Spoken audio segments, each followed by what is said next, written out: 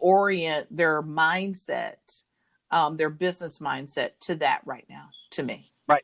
Exactly. So if you run Tim's five-star steakhouse somewhere here in South Florida, what would I do? What first thing I do?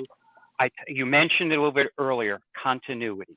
How do I try to run as if I've always done for all these years, and making whatever adjustments, in other words, being adaptive, being able to change on the fly, being agile, whatever, acronym you want to call it. How do I keep doing that? So some of the first things you as a steakhouse owner, and I hope you appreciate the promotion I just gave you, is how is my supply chain? That's a big piece of who am I doing business with now that's Yes. delivering? Can they still do it?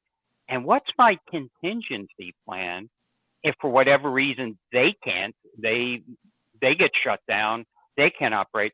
So what are my contingency plans for all of this? That's some of the things you start looking at. As far as your employees go, how do I retain as much of them as possible? You're going to have to make some changes, but that's being adaptive. But you've always got to be watching out for threats. Threats being the government saying, hey, you can't be open past 8, your bar can't be open. Listen, none of us like it, but that's what we have to do. And that in itself is a resilient company that you're building, or an organization.